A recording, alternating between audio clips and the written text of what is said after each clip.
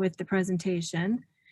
And so this is the third webinar out of 4 for growing around just kind of getting ready for the next season. So there are many other topics that we could be talking about as well, but we're going to just focus on really the garden, having a garden team and growing that garden team. And as Marilyn helped me realize, I didn't really quite define what a garden team was in this presentation, so I don't have a slide on that specifically, but we will talk a little bit more about that. I just want to do, and we'll keep moving. All right, now there we go. Introductions. So we're going to just kind of skip really quick around introductions right now because I think I have a little bit of an idea, at least where Marilyn's coming from. And Christy, I'm going to make some assumptions unless, I'm glad you're here. So introduction. So my name is Kirsten Saylor, and I have been working with community gardens and school gardens for a couple decades now, at least. And I actually started an organization to support community gardens, and it was based on research I had done with a number of community gardens. Around 10 years ago, we were getting a lot of pressure to have, to work with youth education and youth gardens. And from that, that's how we got started with school gardens. And I pulled together a number of different organizations in the metro area. I'm based in Minneapolis. Our organization was based in the Twin Cities. And a number of organizations that work with youth gardening. And we talked about what were some of the issues that we were seeing, what were some of the problems. And I don't know if you can remember this, but SHIP was just starting to come about. And there was just so much interest in school gardens at that point. So we were just talking about youth education. And we had a workshop, which we did not promote really. We did a little bit of promotion, but we got 150 people sign up and most of them were school teachers. So it really just said we needed to take this more seriously. In 2013, I left my organization. I just wanted to kind of really focus on school gardens. It was really where my heart was. And so I worked with my kids' school. I took a little bit of a break, I'll be honest. Running an organization is exhausting. And then hung out with my kids. And from there, it's just kind of grown. We started the School Garden Coalition. So I'm a founding member. Also worked on pulling together the conferences that happen every year so that we had this one in 2020, and then next week we were in shutdown. And then what we've done ever since then is really try to, the big key thing was to get people connected so that they're not feeling alienated, because it's very, very easy for that to happen in a school garden setting. Nobody else quite gets what we're doing. Nobody, maybe they're not even bought into all the benefits and the beauty of having a school garden and kids engaged in gardening. And so just even to know that there's other people that share your same feelings, like community practice, we're like, it was powerful. It was just powerful. So we do have an email list. I'll have to say, I think COVID has made it a little bit harder for us in terms of getting that newsletter out. It's kind of made things a little bit more difficult, but I'll give you a webpage towards the end. We are working on having a Google group, but again, I'm feeling affected by COVID as well. So that's me. And about 5 years ago, I started working at an elementary school in St. Paul Public Schools. And then within the year later, I was working with nutrition services and wellness and actually facilities to kind of figure out how we can better support school gardens throughout the district, and really kind of identifying what were the policies, if there were any, like small P, big P, you know, the kind of operational policies, and really start to clarify them. So one of the things that we've been working on, it takes a lot of time, is the school garden handbook. So I really am gonna knock on wood. I think we're close. I think I've said that several times over the last year and a half, but we're close. And so really we are a large district. And so maybe the handbook for another district would be much simpler than what we have at this time. All right, so I'm excited to be with y'all. I've worked with gardens on a very personal basis, on a systemic basis, and then on this policy end of things as well. This one's really quick. I'm just going to say that we are dealing with multiple crises. It's going to be a time of change, whether we like it or not. And in this, there's a lot of anxiety that's built up, and it's not just related to our current administration, but it's everywhere, anything that we look at. So it is so important that we really keep this in mind, that we have to be a caring and kind, that we have to be kind to ourselves and we have to be kind to others, that we're all going to try and do the best that we can. But sometimes we're just going to need extra help. And when we're talking about a school garden community, a school garden team, it's even more important, because I don't know if you guys know this, but if you get a group of gardeners together, let's say 10 gardeners, you're going to have 20 different ways of gardening anything. So yeah, it can get pretty tense pretty fast. And so hold this idea in our hearts that we are going to have differences. We're going to have different perceptions. Everything's going to be really raw, but go back to that beloved community idea, that through love, we can get there. All right. So what is a school garden? It's really just an intentional space where planning and planting are done by the school community, and it's defined by that school.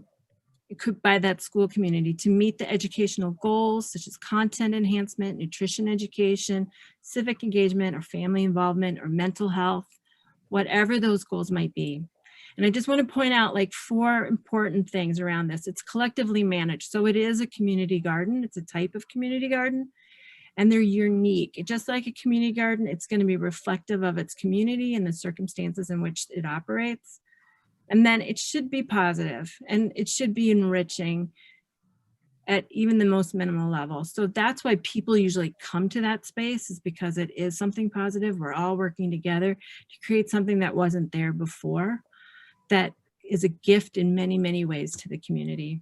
And then opportunity. And opportunity, I'm going to say for a school garden, the opportunity, it could just help people see things differently than they've seen it before. So because you have the garden there, you might be able to try new things. Like, it's just a space that's defined by that group. It's not a teacher in a classroom necessarily, but it's the school gets to define that space. So there's a picture right there of the school garden that I work closely with. That I might say my garden, but it's not my garden, it's our garden. So Bruce Vento Elementary was actually started by SNAP Ed folks, and they're the ones who brought me in. And I've been there ever since. I think someone just said it was 5 years. It feels like it's going really, really fast. I think right here we're pulling weeds, because that's what we gotta do in the fall. But you're right, and Marilyn had pointed out, like, big jobs can be really big. And so again, it's really how we spin it or how we make it accessible to kids so that they can enjoy it. So we told them to pull weeds here, take a look what's underneath, see how many of the roots you can get. We have 3 different types of weeds in there that really are very different. So it's a space where it's very hands-on, and that should be point number 5. It's a unique space like that. It's dynamic, hands-on space that we can all play in. All right, enough said. I'm just gonna, last point is there is room for every child in that garden. So it doesn't matter, it just doesn't matter. There's room enough for every child in that garden. And I will say that this is a high needs school, and we have not had any vandalism, and we really haven't had any theft either, if I would call it that. It's open to the community to harvest what they will. All right, moving on. How are we doing for time, Ramona? Oh, I'll take care of it. 4:20. So community gardening is 100% people and 50% gardening.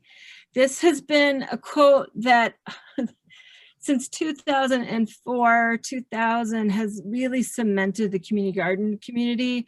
It's one that I used a lot with Gardening Matters, because it just to hone in again and again, it's not really about the garden as much as it is about people. And that a garden space will be enhanced when you have a garden team, when you have more people involved in the decision making and the care of it. So it's not just you. It becomes a way it becomes a way for people to work together, is a community garden space. All right, moving on. So why grow a garden team? Kind of talked a little bit about it before. Ultimately, the school garden is about people. And with the school garden, we have a large rate of changeover of families and staff. And that might happen in other circumstances with other kinds of community gardens, but in this one in particular, you can expect change to happen. So in some of my schools, it can happen from year to year. We just have to reinvent that garden team each year. In some schools, they can be pretty strong, and the one person that kind of holds or is the glue, they can be there for up to 10 years, depending on how large their family is and if they're going to move or not. And I would say, why grow a garden team? It's really just untenable. It's to do it on one's own. And it's so easy for when we get stuck doing it on ourselves to go down that path of martyrdom and resentment, and for other people to say, well, she just does it on her own, so I don't have to do it. Or, yeah, she's just not very friendly, you know, but we kind of get into these negative spaces all too easily if we're not trying to have a garden team. And then the obvious one for me is it brings more resources and more ideas to the garden program. The more that we are able to invite folks in, that they're able to share and we are listening authentically, then the more that I think the stronger the garden will be and more of a buy-in. So they'll look for, if we're all identifying the problems together, then you have more heads coming together to try and address those problems. There might be solutions that not one person's going to see. It requires a village, really. And then your thoughts about why else you might want to grow a garden team. And yes, if you guys have anything off the top of your heads you would like to add to why even grow a garden team, now is a good time. So I'm just starting the garden. I'm in St. Louis Park, so I'm working with SLP Seeds, which just changed its name to Seeds Feeds, and we have gardens around the city, but we're getting into the district for the first time. And one of the reasons I want to build a team is to have some diversity in the staffing. Like, I am a very white woman, and I want kids to be able to see themselves in the group we have. Perfect. That's an awesome, and that's a really important reason, actually. So thank you for sharing that, Christy. There'll be other ones, but actually I can't do any better than that, so we're moving on. All right. What I was going to ask you guys to do is, what does a successful school garden team look like? What does it feel like? What does it sound like? Let's define it together. I'm going to share this with you only so that this could be a mechanism. This could be a question that you use with people who are wanting to come together. You might have a small team. Like, if you get 3 people together, that's good. 5 people together, that's great. But you have to agree on what a school team does. What does it look like? How does it feel like? You might even have to do it for what a school garden looks like, feels like, sounds like. It really depends what stage you're at.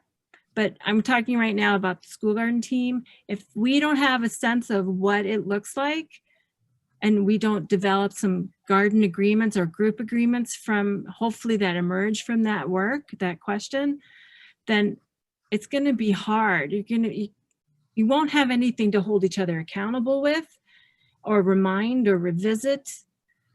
And as long as it's created together, it will have more strength. It will have more legs, literally, to stand on. And then this was going to be another question. I just wanted to ask you guys, what keeps you working in a team with others? It might be that you have to because of work, but if you're volunteering and you're working with a team, I want you to think about what keeps you going with that team. What brings you joy? What's going to keep you coming back to a team? And hopefully you can think of like a volunteer team, because in most cases, your garden team is going to be volunteers. So now you're going to use your best volunteer management skills in that space, right? What does it take to have them feel like their time is meaningful and their input is meaningful on this team and into the school garden itself? So run through real quick. These are some of my principles for having a successful school garden team. Again, do what you can. Remember, we're going to treat ourselves with love, kindness, and caring. And then we're going to do that with the other people around us. So, you know, I'm never perfect on any of these. So I'm going to say the big thing to remember out of all this, you need ways to communicate. So have communication, figure out how you guys are going to communicate. Probably multiple communication strategies. And then in that, it has to have respect and continue to communicate. So I put communication in there twice. I know it's confusing. I don't have time to explain it, but no, I'm just kidding. But the point is, it's not a thing, it's a verb. And everything here is a verb. So we just keep doing the best we can. Inviting, engaging. So for your school garden team, are you, like especially for a school garden, are you inviting and engaging people constantly? They need to at least know about the school garden if they're even going to start to think about joining the garden team, right? Or maybe there's activities or events that happen in the garden or adjacent to the garden. And when they come and approach you for the school garden team, or they approach you with ideas, how welcoming are we? So this is really, really tough. Just like I said that like gardeners, like on day one, I might garden this way, and then maybe tomorrow I would garden this way. You know, we're constantly learning, but we also can get really like stuck on, no, this is the one way to do it, right? If I don't know, like gardeners, I'm kind of like that. I will do that. Like, no, I never worked for me when I did it like that. I'm doing it like this because this works for me, but that's not welcoming. So I have to be okay with like, yeah, let's give it another try. Maybe I didn't do it right the first time. So yeah, the more that you want their ideas and welcome them into it and support them in their ideas, you're going to start growing that garden team. And also the garden team, the main purpose of the garden team is just so it's not falling on one person. If it's just the champion, then that champion is a liability in my eyes for that garden. Because what happens to that person when they go away? And we have tale after tale with schools where that person, they move, they get a new job, or their kids age out of the school. And so you need to start dividing up responsibilities, if only because then there's more people that know that they're breaking it up. And so when there's a hole in that net or that web that's going to support the garden, it's not as big as if everything was falling on one person. Which kind of really leads me into the next one. So is there collective understanding about what needs to get done, when it needs to get done, and how it should get done? Sometimes it's negotiable, sometimes it's not. Really depends on the school, depends on the district, depends on the principal, depends on the lead custodian. Like all of these, that's all part of it. But a collective understanding. And then joint decision-making. And I did put an asterisk on there because decision-making can look different in different communities. So I'm gonna talk about family engagement for a while with schools. So there's a lot there. I don't think there's consensus amongst my colleagues around what family engagement looks like. You know, they're going to see it as the people coming into the classroom, as volunteering, creating events, raising money, and that's great family engagement. But the family that gets their kids there on time is also engaged in school. And or the kid or the family that makes sure the kids are ready for school, that they're getting enough sleep, that they're doing their homework, that's engaged. So the same thing really goes for decision making. There are some decisions that are easier for some people to make, and there are some that are fraught with kind of different kinds of anxieties or bad backgrounds in some area. It could be almost anything. So make no assumptions, but the more that we invite people to participate in joint decision making, really it's sending a signal that this is an inclusive garden and that we And it's an important signal. So the invitation is super important, even if they never show up. And the decision-making piece might be a process in which to invite people to be part of it, but it's hard to make a decision about a garden if you haven't been involved in it very much. So the last webinar did talk about like getting feedback. That's one way to kind of start to invite people. So that's the last webinar. It is up online. So I'm going to move on because I'm sure I'm out of time already, but let's do it. So getting started, I really want, again, assess your garden team. If you don't have one, this will be fast, right? Then you can go down to use your existing resources. So in a school, there is lots going on. There's communications going out to families, there's interstaff emails, there's district-wide messaging going on, not only to the teachers themselves, but also to the school, to the families. There's lots of resources. Maybe there's community partners in the school. So think about who they may be, because I'll tell you that school garden is going to meet just about everybody's mission. It's going to help. It's just a matter if they want to or if they can. So sometimes you can't because it doesn't work out, but it might work out. You just, again, inviting is everything. And then make sure that you listen and breathe while you're listening. So I don't know if you've ever talked to anybody who said, oh yeah, I'm listening, but they're already reforming their response to what you're saying in their head. You can almost see it, right? So this is active listening that I'm asking everyone to do that's going to grow their school garden team. Is if somebody's telling you something, make sure you've got some follow-up questions, probing questions, clarifying questions. Show them that you're really listening as well as really listen. And then you are enough. And I can't say that enough. Even as I describe all this, it feels overwhelming, but remember you are enough, and whatever you do to move along this path is good. It's not going to happen overnight. Starting a school garden should take a while. It shouldn't be fast. And having a school garden team may also take a while. If you're just starting your garden, now's a great time to develop your garden team as well, or the garden team is going to emerge from a starting garden. But if you have an existing garden, there could be any number of hiccups along the way. What I used to tell my interns is sometimes you end up stepping in somebody else's shit and you didn't know it. Like, people have been dealing with community gardens for a long time, and there's been all sorts, it gets personal really, really fast. Like really, really fast. So it's okay. And like I said, I have schools where we almost have to reinvent the garden team from year to year. All right, so assessing your garden team. Wait, any quick questions? I might just blow through this. All right, assessing your garden team. What kind of team do you have now? You're gonna get this. I'm just gonna say there's 4 that I've seen happen, and one that's run by families. One that's a grade level, just takes on that garden and adopts it. And then you might have the whole school garden, like that's my school is the Vento one.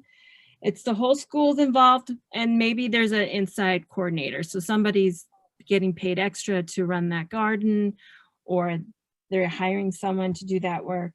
And then the 4th one would be an external partner that's basically doing what an internal teams would do or the families would do. And then, yeah, go ahead.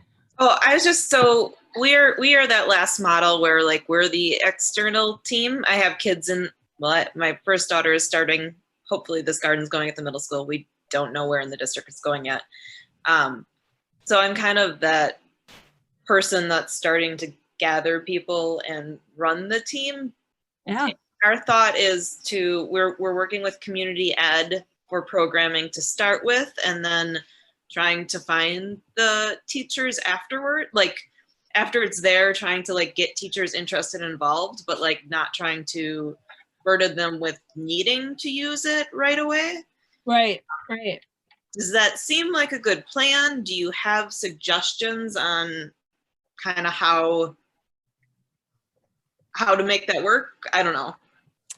So Christy, I say that you have a very fun challenge ahead of you, and I would love to help you. So, but I think that your question, I have a lot more questions before I could even be of help. So if it's okay with you, let's find time, another time. And at the end of this, I have my email address as well. Sounds great. Thank you. Sure. All right. So what would you like and why? So we might start with one type of garden team, but we might want to shoot for a different kind of garden team. Knowing why is really important. I put the asterisk there because I just have a point that I want to make sure I make. It's important to know why so that you can communicate that. And the principal might say, no, it won't work, but they might have heard you. And so now you've got more people. So you just got to put in the universe idea, right? Now you have more people who might be thinking about other possibilities, things that you might not have heard of. In some ways, you can almost say you're sneaking in the principal or somebody else into that garden team. Is there knowledge within the team of what needs to get done, when, and how? So like, seriously, many gardens do not have that written down. Whoops, that's my next one. Is it written down? Are there job descriptions? Are there, just starting to get some of that information out there so that people could say, you know what, I could do that. Or I could take care of this, or that's not how it should work. Like now that I see it, I can see why, and maybe we can make May less crazy if we did this instead. So yeah. And I'll keep moving. And then how often does the team get together? And really, there is a little bit of frequency question around this. How connected are you? Is it enough? Is it just right? Is it too much? And really, what I would say, if those conversations aren't fruitful, then you know that something has to change. So maybe people just need to socialize for a little while, but if that's all you're doing, then we need to rethink that. Or maybe we need either bring in new garden team members, or maybe some garden team members are there for something else. But there are so many jobs to do or could be done with a school garden, because really imagination is your only limit, that there might be a role for them if they're not enjoying what they're currently having to do. All right, so very good. So tips, document whatever you can. So sometimes what I've done is I've just written up what we did that day and I've put it into a binder. That's how I started with my documentation. I'm gonna try and get that manual done. Oh crap. Get that manual done this year, and really kind of start to make it more robust. Worksheets, I think, are great ways of starting to have communications. And like I said, they're a tool to foster discussions, but they should not be the answer. So it's not one person filling out the worksheet. It's a tool to help have that conversation around some of these things. I don't have any worksheets right here, right now, but again, for both of you guys, I could identify them for you pretty fast. Like I said, we have that handbook that's almost done. And there are other things that I've been working on while I'm waiting for that to get approved. All right. And then post. So post up your group working agreements. Bring them to the very beginning of the meeting. Use it as a way of shutting down the meeting. Like, how are we working? Did we meet our agreements? Where can we do better? Remember, the garden team is there to help work on making that school garden classroom functional for more people or for students. But it's a way to start building up decision-making and how do we work together, especially if you're going to get a really robust school garden team, which would include parents, community members, maybe some experts, and definitely staff. So that, like, for me, would be the ideal mix. It's not really easy to make happen just because life doesn't work like that. So, but working on your working agreements and then revisiting those each time, at least hold up the conversation if something is working or not working. And if it's working, celebrate it. So over here on the right, grand plans, this is like the idea of the master plan for the school garden. I really recommend, Christy, that you think big as you need to think, but also think about how you're going to stage in that plan. Don't build any bigger than your current capacity. And every build and installation can be another way to invite people to build those democratic decision-making spaces and processes as you build in those, as you do those things. And your grand plan may change depending on if it could, anyway, keep talking. The annual plan template, I have one for Vento where I've just really, I've taken a map and then I've given each bed a letter. One day we'll name them, but right now everybody's fine with bed A, bed B. And then I just say what we planted in there or what we're gonna plant and who's gonna plant it, who's gonna harvest it. So this is that annual plan template. A maintenance plan really could be part of the annual plan, but really a maintenance plan might be something that's more, once you've gotten that garden part built out, you just write up how are we going to take care of it. So it goes back to those descriptions. If you're going to serve food, Marilyn, then, and Christy, you guys should really think about each garden having a food safety plan for when you harvest that food. You will need to have garden to cafeteria processes, even if it never ends up in the cafeteria. So that's a whole other kind of webinar we can get into at another time. But these are just different ways in which to kind of, again, share out to other people so that, because people are going to have different needs. Some are going to need everything really spelled out, and some people will be overwhelmed by how spelled out everything is. But you need to have a process because now you're working with other people's kids. And you're asking other people to work with other people's kids. So that just comes with the game. That just comes with the territory. So when and how do you start getting these invites out? How do you engage other people? So the deja vu, because this was from the last webinar, you don't have to write it down. As Christy, I can share all that with you. All right, case study. We don't have time for a case study really, but I was gonna share with you a situation that I've dealt with a school, and really that's it. So there would be a way to kind of just start working through some of these concepts. Again, because every school garden is unique. I wish I could say just do A, B, C, D in this order and it will work, but I'll set you up for failure if I even tried to do that. Okay, so last page, resources. Ta-da! So these webinars are right here. And then putting the garden to bed is a handout from another webinar. Upcoming learning and teaching opportunities. This is kind of, so much is coming. This is like the season for like learning, right? For getting credits for learning, or there's so much coming out online now. So I just started trying to put some of it together. It's only for this month and next month. And then School Garden Support Network, hopefully you can see this. They have amazing webinars, and School Garden Support Organizations Network are organizations that support more than one school garden. So Christy, if your Seeds Feeds is not part of that, get on there, but you can get there from this link. And they'll start up their webinars, I think, in the spring.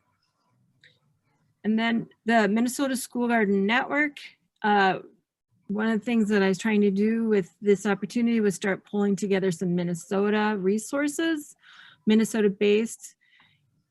I'm certainly open for ideas for its improvement. I just wanted to start getting some of that into a one-stop shop that you could go to. There is stuff around garden to cafeteria there. The extension has quite a bit, right? And I've used